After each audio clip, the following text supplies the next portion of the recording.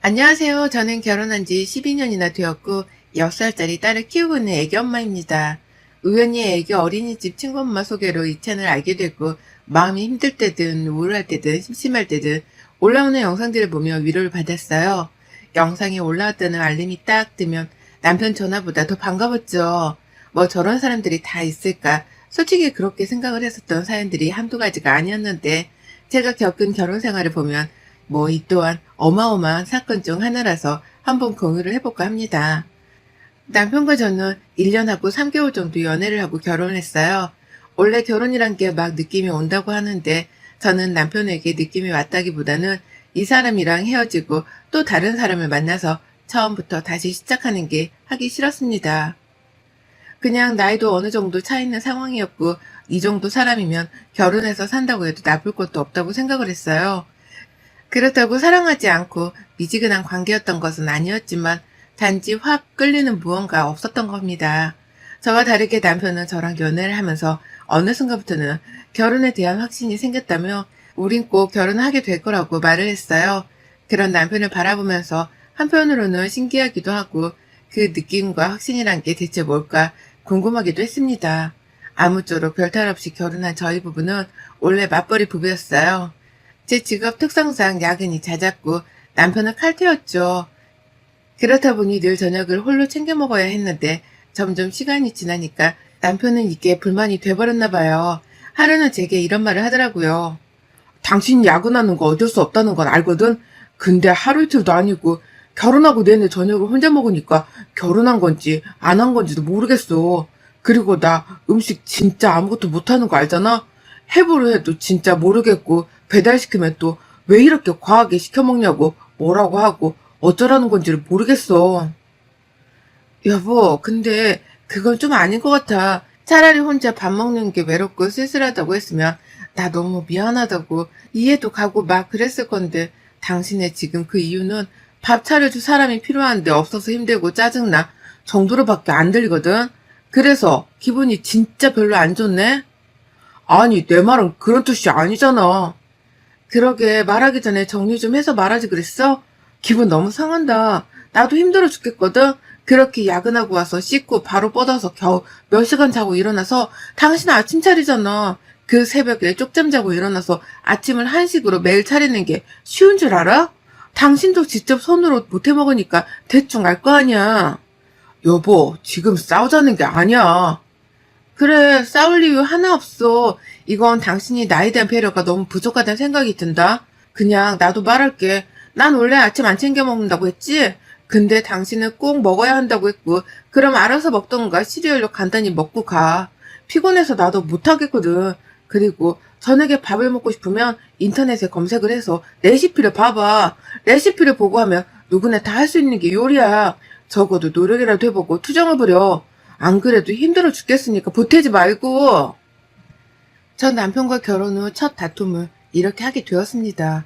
너무 화가 났던 게 본인은 어려서부터 늘 아침에 국이나 찌개와 반찬들을 먹는 게 습관이 되어 그렇게 먹지 않으면 속이 안 좋고 너무 힘들다고 했죠. 그러나 전 반대로 자취하면서 혼자 챙겨 먹기가 힘들어서 안 먹어 버릇했더니 오히려 먹으면 속이 불편해요. 그치만 그런 남편을 배려해서 새벽 늦게 와도 몇 시간 못 자고 일어나서 손수 아침상 차를 두고 출근 준비하고 나갔거든요. 제가 거리가 더 멀어서 더 빨리 나갑니다. 그럼 적어도 다녀와서 설거지라도 해놔야 할 건데 설거지도 그대로, 저녁 먹은 것도 그대로 늘 그랬던 사람이에요. 이래서 살아봐야 안다고 하는구나 싶었습니다. 여행 다닐 때는 제가 말하기도 전에 척척 잘만 치우면서 깔끔쟁이처럼 보이더니만 실제로 같이 살아보니까 저 하나 부려먹지 못해 안달난 사람 같았어요. 참 속상했지만 저렇게 싸운 후부터는 제가 아침을 챙겨주지 않았고 덕분에 1시간 넘게 더 잘 수 있었습니다. 남편은 제게 투정 부리듯 진짜 안 해줄 거야? 라고 했지만 전 단호하게 응 이라고 했고 정 한식이 땡기면 반찬 가게 가서 사와서 먹던가 하라고 했죠.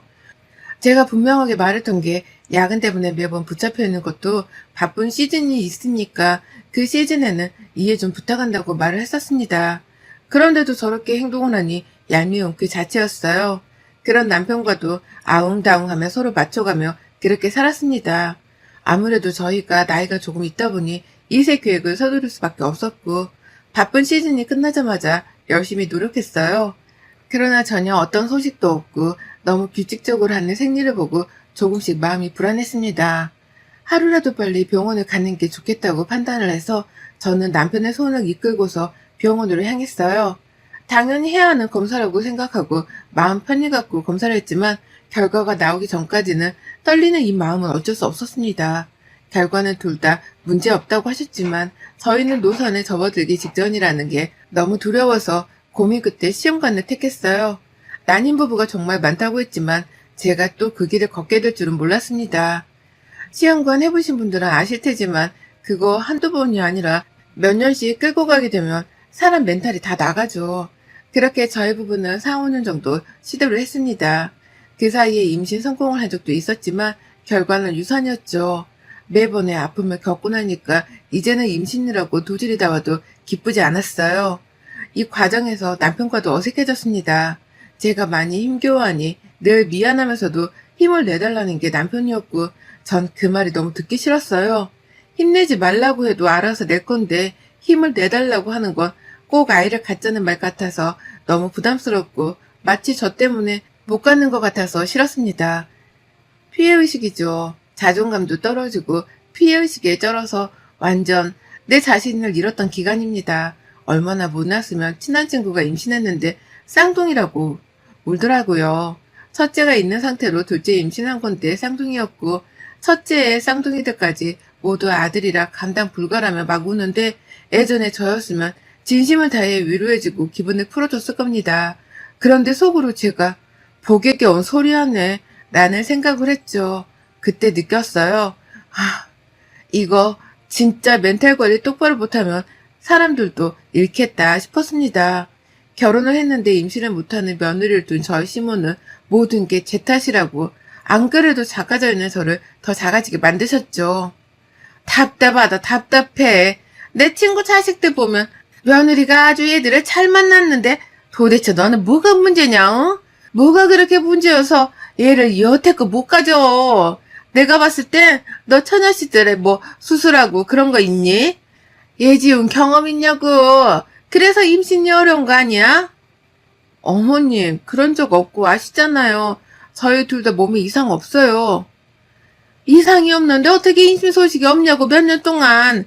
이대로 살 거니 니들은? 난 그걸 못 봐. 내가 며느리 하나 보자고 고작 우리 아들 결혼시킨 줄 알아? 집안 대를 이어 손잡으려고 결혼시킨 거지.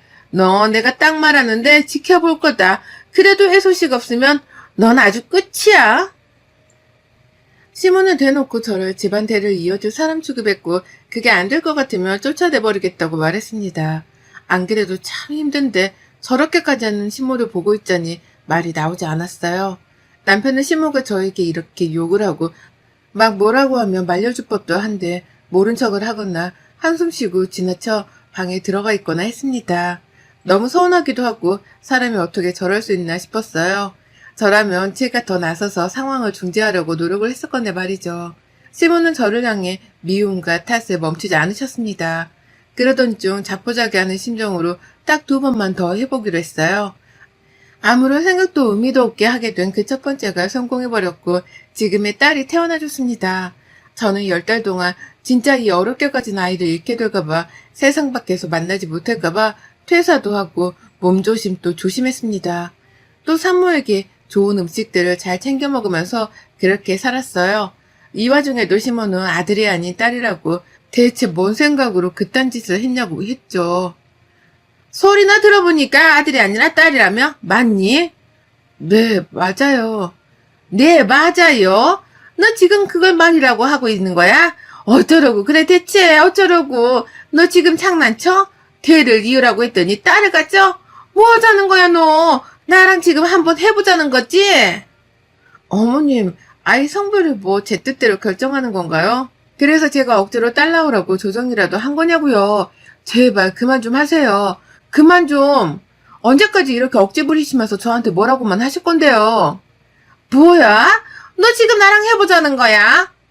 해보고 싶지도 않아요. 그러니까 그냥 저희가 어떻게 살든 냅두세요. 시몬은 저희 딸을 예뻐해주지도 않으셨고 아이 출산하고 저에 대한 미움은 더욱 커졌어요.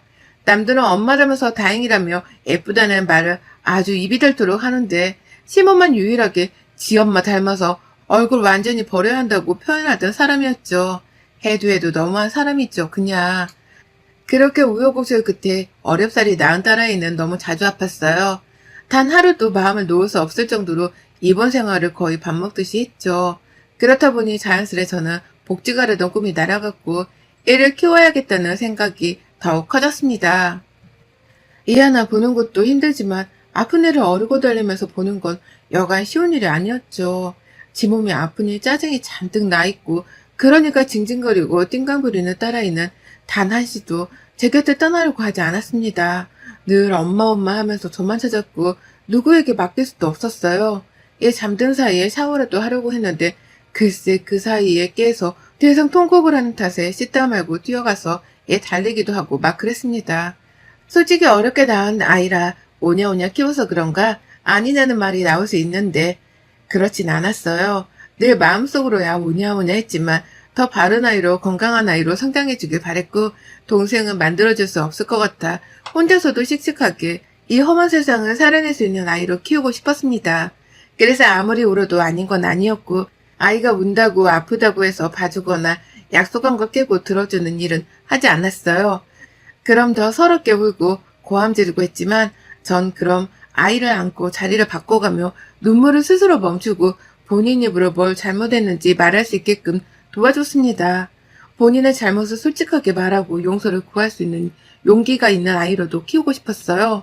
제가 낯을 가려서 미안한데 제대로 표현도 못하고 고마워도 표현도 못하고 그래서 마음속에 맺힌 게 많거든요. 그래서 딸아이는 저와는 다르게 완전 건강하게 그렇게 커주길 바랬죠.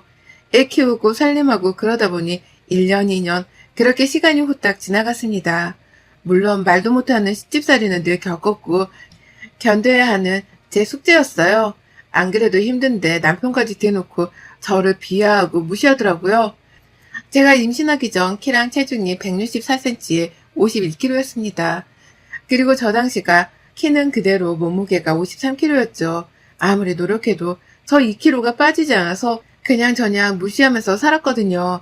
이날은 얘가 하루 종일 울고 보채고 난리를 치다가 겨우 울다 지쳐 잠들었던 날이었고 하루 종일 물 한 모금을 제대로 마시지도 못하고 물론 밥도 못 먹었죠. 애를 재우고 어지러진 거실을 치우고 씻고 나와서 너무 배가 고파서 찌개에 밥을 말아서 먹고 있었습니다. 그때 남편이 퇴근해서 집에 왔고 저를 딱 보더니 인상을 찌푸리면서 그랬죠. 야, 지금 시간이 몇 시인데 밥을 처먹냐 너? 진짜 관리 안 할래? 요즘 애 낳은 엄마라고 누가 관리를 안 하냐? 너 진짜 아줌마 같아 알아? 무슨 돼지 한 마리가 앉아있나 했네. 추하다 추해 정말. 말 다 했어? 나 오늘 물 한 모금도 제대로 못 마셨어 알아? 너무 배가 고파서 죽을 것 같아서 이제 겨우 11시인 지금에서야 한술 뜨는데 말을 겨우 그렇게밖에 못해? 왜 지금 밥을 먹냐? 왜 뭐 먹었냐고 무슨 일이었냐고 물어보는 게 맞지 않아? 네가 뭔 일이 또 말도 내 알 바야? 내가 집안일까지 신경 써줘야 하냐? 아무튼 간에 가만 보면 살기 편하니까 살도 저렇게 디룩디룩 찌는 거야. 너 옛날에 연애할 때는 이 시간에 죽어도 탄수화물 안 먹었어. 기억 안 나냐? 근데 찌개에 밥을 말아서 드신다? 아이고 대단하시네요. 남편은 저를 보며 한껏 비꼬고 욕을 했습니다. 더 열받는 건 애기 도중 누군가에게 전화가 왔고 그냥 받아버린 후 제 욕을 하면서 방으로 들어가는 거예요. 나 지금 들어왔어. 아 근데 내가 한 잔 더 하자고 했잖아. 집구석에 들어와봤자 얘는 징징거리고 옆에 있는 완전 아줌마가 따로 없어. 그냥 살맛이 안 나. 이 집구석에 들어오면 숨이 턱턱 막힌단 말이야. 저 말을 듣는데 갑자기 눈물이 막 쏟아지더라고요. 겨우 진짜 딱 3숟갈 정도 먹은 밥을 그대로 버려버리고 무작정 밖으로 나가서 편의점 가서 캔맥주 시원한 거 한 캔 사서 놀이터에 앉아서 벌컥벌컥 마셨습니다. 제가 너무 불쌍하고 한심하더라고요. 왜 이러고 사나 싶고 이혼이 뭐 그렇게 무섭다고 이혼을 못하는 건가 싶고 막 그렇게 생각을 하다 보니 이혼 그까짓 것 계속 건들면 나도 한다는 마음으로 다짐했습니다. 그 다음날 남편을 출근 전에 제게 그러더군요. 내가 생각을 해봤는데 돈 한 푼 안 벌면서 감히 남편이 벌어다 준 돈을 지가 관리하는 걸 내가 못 보겠거든. 그래서 앞으로는 생활비랑 용돈 합쳐서 딱 이체해 줄 테니까 나머지 신경 꺼. 그렇게 큰 소리치던 남편이 준 돈은 매달 35만 원이었고 이 돈으로 애 병원비고 뭐고 다 하라고 하더군요. 참 미친 소리죠. 적어도 얘한테 들어가는 돈은 같이 해줘야지 어떻게 이럴 수 있을까 싶었습니다. 결국 이혼 생각이 없던 것도 아니고 더 늦기 전에 일을 시작해야겠다 싶어서 무작정 근처 분식집 가서 서빙도 하고 설거지도 하고 그랬어요. 그러다 지인 소개로 예식장에서 안내 도우미 일을 하게 되었습니다. 정말 오랜만에 정장에 구두까지 신고 한껏 꾸민 후 일을 하니까 저도 사람이 된 것 같더라고요. 매일 그렇게 목 늘어난 티에 무릎 나온 바지만 입다가 말이죠. 일이 너무 즐겁고 행복했고 아기가 어린이집에 있는 내내 전 열심히 일했습니다. 남편은 제가 어디서 뭘 하는지 관심도 없었어요. 제가 번 돈은 혹시 몰라서 쓸 돈 조금만 빼두고 다 모아두고 있었습니다. 그러다 어느 날 피곤해져서 설잠이 들었는데 갑방스런 남편이 술이 떡이 돼서는 안방으로 들어온 거예요. 놀래서 뭐하냐고 나가라고 했는데 저를 꽉 끌어안더니 머리까지 쓰다듬고 한숨을 쉬더라고요. 순간 너무 놀랐습니다. 이 사람이 왜 이러지 싶었어요. 그런데 그 순간 남편은 그랬죠. 솔미야, 내 사랑 솔미야. 오빠가 얼른 진짜 공개적인 내 여자를 만들어줄게. 늘 미안하고 너무 사랑해. 제 이름은 소리인데 솔미를 사랑한다? 아, 바람피구나 싶었습니다. 전 바로 발버둥 치며 저리 가라고 했는데 힘을 이길 수 없었고 그냥 열받아서 급소를 발로 살짝 쳐버렸어요. 그러자 악하는 비명을 지르며 아주 뒹굴뒹굴 하더라고요. 그런 남편 놈을 질질 끌어서 거실에 팽개치고 혹시 몰라 잠든 딸방에 가서 아이를 데리고 안방으로 와 문을 잠그고 잤습니다. 낯설지 않은 소미라는 이름, 분명 제가 아는 사람 같은데 기억이 나지 않았고 한창 고민 끝에 2판 4판이라고 이혼을 결심한 후 지인을 통해 업체 하나를 소개받았죠. 제가 아는 지인의 친구가 실제로 남편이 바람나서 이혼할 때 이 업체를 통해서 도움을 받았다고 했습니다. 그래서 저도 도움을 받았어요. 모든 증거는 싹 수집을 했고 변호사를 통해 제 사건을 접수하고 상간소송 준비와 이혼소송 준비를 다 해뒀습니다. 그 후 남편이 일하는 학원으로 찾아갔어요. 그때 저를 보고 놀라는 신입 병아리 강사 하나가 보였죠. 안녕하세요 사모님 뭐래? 병 있어 너? 말을 그렇게 버벅이면서 무슨 강사를 해. 몸 팔고 들어왔니? 너랑 뒹군 내 남편 데리고 와. 여보 여기 무슨 일이야? 여기 지금 학부모님들도 계시고 학생들도 많으니까 우선 진정해봐. 남편 뺨을 확 차버리고 이어 상간님 머리채를 확 휘어잡고 남편을 쳐다보며 말했죠. 넌 내가 호구 같았겠다. 5년을 시험관에 도전해서 겨우 얻은 딸 하나 키우자고 온몸 불사지르면서 사는 네 와이프는 아줌마 같고 밥 한 끼 못 먹는 네 와이프가 늦은 저녁 겨우 밥 말아서 밥 먹으면 돼지 같으면서 겨우 이딴 어린년이랑 바람이 나서 그렇게 뒹굴었어? 전 그리고 이후 불륜 증거가 담긴 다양한 사진들을 곳곳에 집어던졌어요. 그러자 학부모와 학생들은 우성이며 막 주웠고 수습 불가였죠. 이거 마이크인가 봐. 자자 들으세요. 여러분 저는 결혼 12년차 된 여기 계신 이현중 강사님 와이프예요. 슬라이 6살짜리 딸아이를 두고 있죠. 그런데 이제 막 들어온 신입 강사랑 사진과 카톡 내용을 보시면 아시겠지만 너무 진한 관계더라고요. 집에 있는 딸이랑 와이프는 관심도 없고 둘이 알아서 살으라고 한 달에 35만 원 쥐어주는 게 끝인데 말이죠. 하루가 멀다 하고 일하고 예보고 살림하고 그렇게 호구처럼 산 결과가 바로 이거네요. 억울해서 어디 조용히 이혼하겠어요? 뒤집어줘야지. 저뿐 아니라 내 딸한테서 아빠를 사라지게 만든 죗값까지 똑똑히 치르게 해줄 거야, 니들은. 사모님, 죄송해요. 그런데 정리할 수도 있어요. 저 진짜 이제 시작이라서. 나랑 얘기하자, 여보. 집 가서, 이제 시작? 말 잘했네. 그래, 나도 이제 시작이야. 여러분, 영상도 찍고 널리 맘카페도 학부모들에게도 소문 좀 내주세요. 이것들 학원에서도 그지됐던데 아이들 공부하는 신성한 교실에서 말이 됩니까? 상상도 할 수 없죠. 더러운 것들. 야, 니들 인생은 그냥 아작난 거야. 알겠어? 제게 무릎 꿇은 남편과 상간잎 밤을 한 대씩 더 쳐주고 남편에게 말했어요. 오늘 안에 당장 집에 와서 니 짐 다 빼가. 안 그럼 내일 사람 불러서 싹 다 빼버릴 거야. 오늘 이후로 네가 우리 집 온다. 그럼 주거친 입으로 경찰 부를 거야. 내가 니네 엄마 안 찾아가는 걸 다행으로 여겨라. 그 후 집에 와서 그놈 짐을 다 현관에 집어던지고 있었는데 시모가 왔더군요. 오자마자 제 뺨을 치료하길래 손을 확 잡고 되려 제가 연속으로 쳐버렸어요. 당신이 뭔데 감히 내 뺨을 쳐? 천박하게. 더 맞기 싫으면 조용히 입 다물고 네 아들 짐이나 챙겨서 가. 경고하는데 딱 1시간 내로 니들 안 나가면 그땐 어떻게 되는지 보자고. 너무 재밌을 것 같지 않니? 돌았어? 돌아도 완전히 돌았어. 입 다물라고 경고했을 텐데 뭐 뺨 더 맞고 싶은 건가? 바로 짐을 다 챙겨서 허겁지겁 저들어 나갔고 그 이후 이혼, 상간소송 모두 승소하며 깨끗하게 마무리했어요. 물론 저것들은 학원 바닥에 제대로 소문이 나서 정말 망해가는 학원이 아닌 이상 받아줄 곳도 돈도 없었죠. 그래서 유튜브 방송을 시작했는데 매일매일 욕만 먹다가 그것도 접었더군요. 원래 인생은 주는 대로 받는 법 아니겠습니까? 여러분의 생각은 댓글로 남겨주세요. 오늘도 시청해주셔서 정말 감사합니다.